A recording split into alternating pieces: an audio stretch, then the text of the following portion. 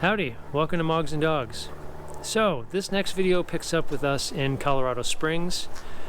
We are about to pick up the truck from Rob Pickering's shop where we had a bunch of work done. You can see that in our last video. And I'm gonna take the truck from La Junta, Colorado, which is where the shop is at, to Colorado Springs, which is about a 2-hour drive. And it happens to be snowing, which is interesting. And then I'm gonna spend the night, pack up, and then early the next morning get on the road and go from Colorado Springs to Ellensburg, Washington. Now, Gina has already flown from Colorado to Washington. She had a family emergency, she had to leave early and go, so we didn't know when the truck was going to be done. We didn't have a solid date, so we just put her on a flight immediately and sent her. At this point she's been gone for I think maybe 2 weeks, and so I'm going to be driving solo from Colorado to Washington.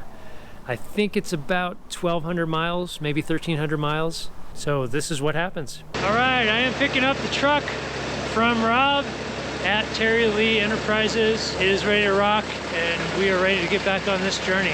Let's do it. All right, we are driving from La Junta to Colorado City. And it is snowing. Windshield wipers are working just fine.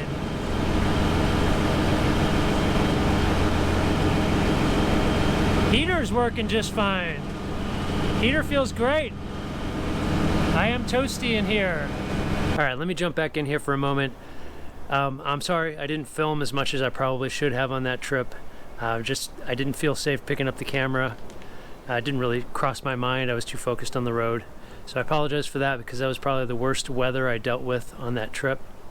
But I did want to point out, before we move to the next part, I did learn one very valuable lesson about these trucks in cold, wet snow.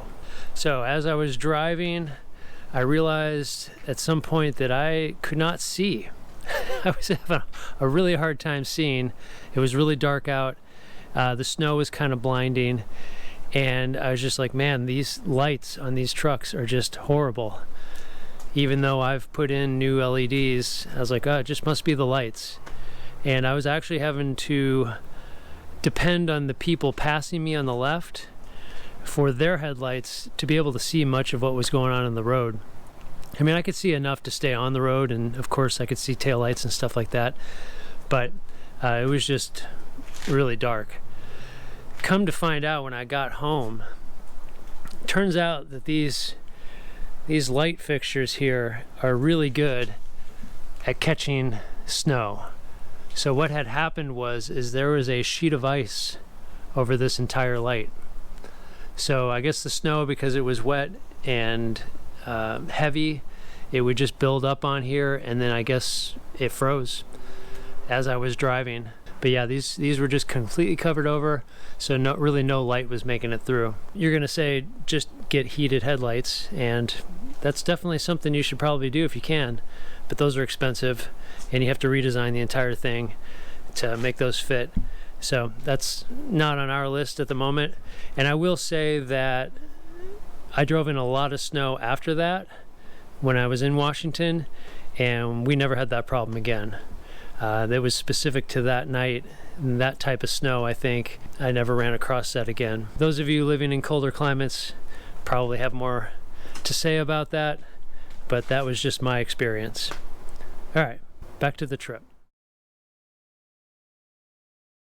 All right, we are leaving for Ellensburg. We are leaving Colorado Springs, going to Ellensburg. It's about 11 o'clock in the morning. Started the truck this morning, and it sat for a long time, and I only got to about 10 bar of air pressure. I could hear a leak. It's a new leak in one of the junction boxes near the tanks.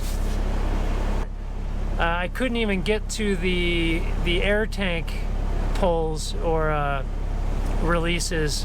Those are just coated over with ice. Everything is coated over with ice. So what I ended up doing was just driving away and my pressure got better. So I ended up getting to full pressure, and even that little top off spout, I don't know what you call it, but it makes that loud noise when it gets too high and then kind of lets a little bit off and then it settles down. That worked. One other thing that was leaking was when I took the parking brake off, the parking brake itself was just whooshing air. So that stopped. That's not doing it now. So that's good. So I think everything just needs to warm up. I don't know how it's going to, because it's not supposed to get above like 32.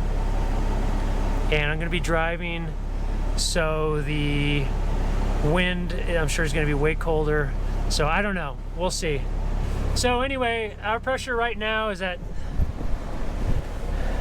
like 10 bar. So I think once I start driving, it'll be fine.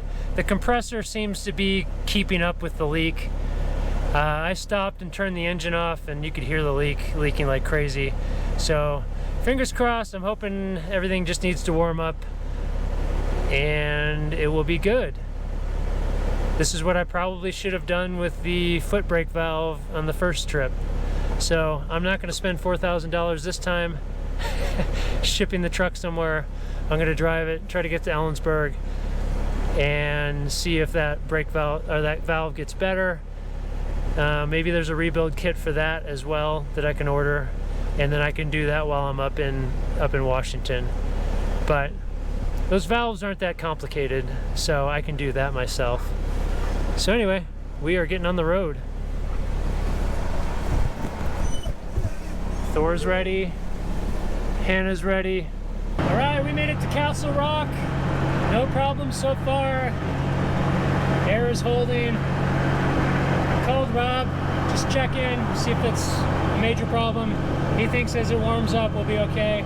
It's gotten really warm. The sun's really shining, so everything's starting to melt. So I'm feeling good about this. We're almost in Denver. I think we're at Castle Rock. And then I think we're gonna go over left or west to the 70. I got my buddy here, Thor. He's helping me. He's taking Gina's position. And he doesn't really know what to do. He wants to be up here, but I don't think he wants to sit the whole time. So we'll see how that goes. Anyway, I'll keep you updated.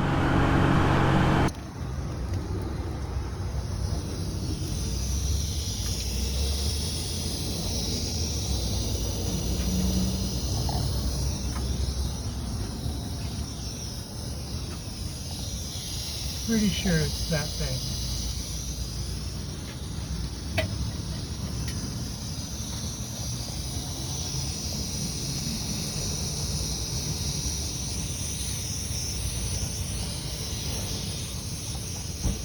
Alright, we are on the 70, and I have a new co-pilot. Hannah Dog decided it was her turn. She fits a little bit better in the front seat, so she'll probably last longer. But we're on 70, we're going through the mountains. It's absolutely beautiful. The sun is shining, so I'm happy about that. It's pretty warm. Warm and beautiful. So, should be a great trip. Only 310 miles to go. We're not quite to Vail yet, but I stopped to let the dogs out. This little scenic viewpoint. And thought I'd capture it on film. Pretty incredible. Also,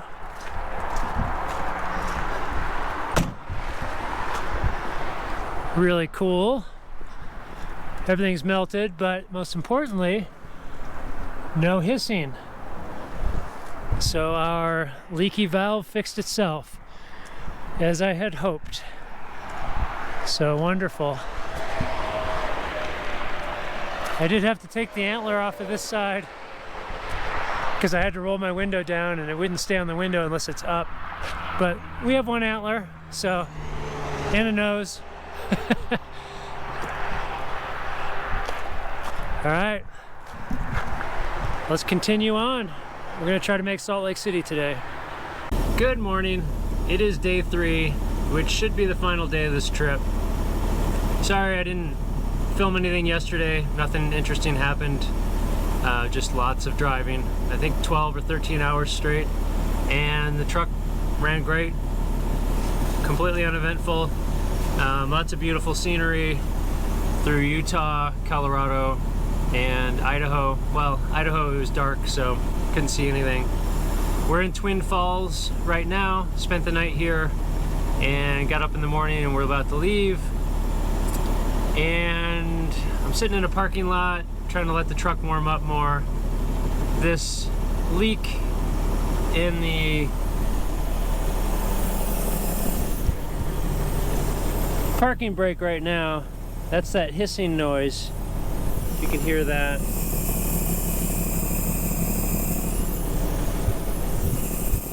Here. You put your brake on, you don't have any hissing.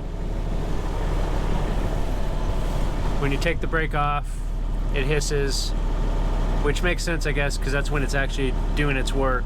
It's keeping the brakes from going on. So, anyway, this has been happening since, I guess, the day I left. I think I have a short video of that. And usually it just goes away, but it's not really wanting to go away this morning, so I'm sitting here waiting for it. I got the truck up to completely full pressure, the second orange line, and it still didn't like that. So, just sitting, waiting. I tried driving away, and the pressure was just dropping too fast for me to feel comfortable just continuing to drive. But I might try that again. The problem with that is you eventually lose enough pressure to use the regular brakes well. So you don't want that. And once I get going, I don't want to, if it keeps continuing to be a problem or becomes a worse problem, I gotta figure out where I want to be stuck. So right now I'm in a Target parking lot, which seems to me like a better place than, let's say, in front of a Motel 6 or on the side of the freeway. At least I can hang out here for a long time and I can walk to different things if I need to do that. And yeah, so I'm just gonna keep waiting this out and see how it goes. It should be fine, but it's kind of annoying. I talked to one other person, Rob's brother actually has the same issue. I need to talk to him in more detail, see what he did.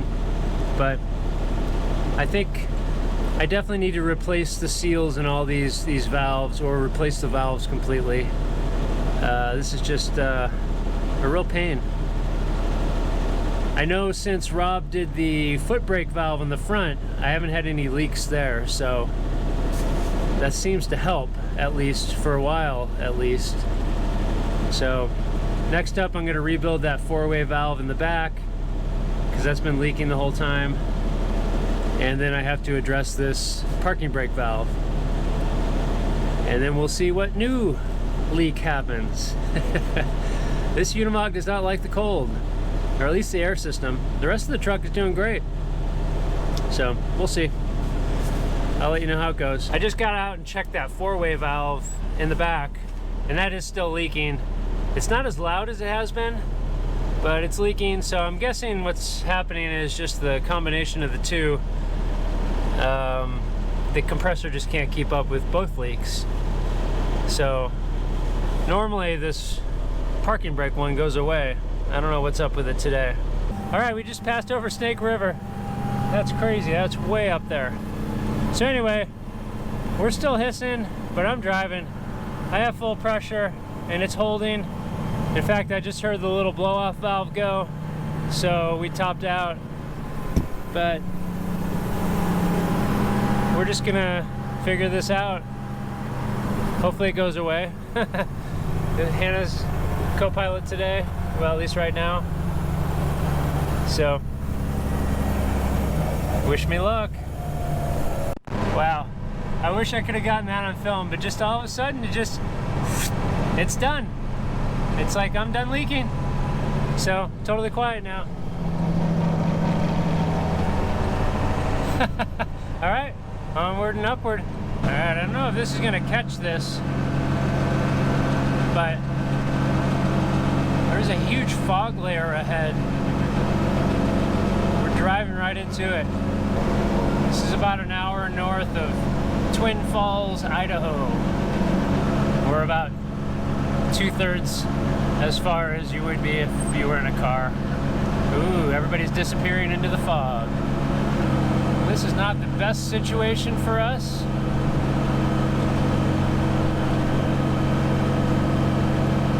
Fog, that is. Because I'm going so slow.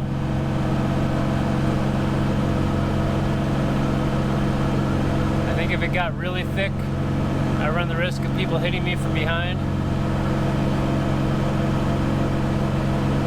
But you know, you can see pretty well in this fog so far. Wow, everything's iced over here too. That's kind of crazy. Unfortunately, my front fog lights aren't working. That's something I need to track down and figure out. But the rear ones are. I have this goofy setup here where I have the front fogs and the rear fogs, but they're tied together somehow. So I think the rear ones will only work if the front ones are on or something like that. There's a lot of wires coming out of both of those switches. It's very confusing. Like it's just a sea of clouds.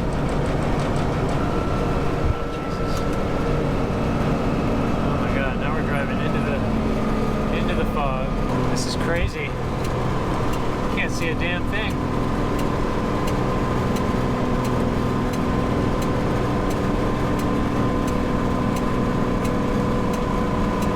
At least he has his lights on. Some of these cars didn't even have their lights on. Doing 34 miles an hour. Yeah, like that car. No lights. Wow, it's so thick. Well, 7th gear is fantastic for going down steep grades. It's just kind of slow. I could go to 8th gear, but 8th seems to kind of get a little too fast. Like it doesn't slow the truck down enough. I don't seem to have as much control. I wish there was something in between. Howdy, it's me again. So that is all I have. Sorry, I did not film as much as I should have. I'm really going to try to be better on these trips.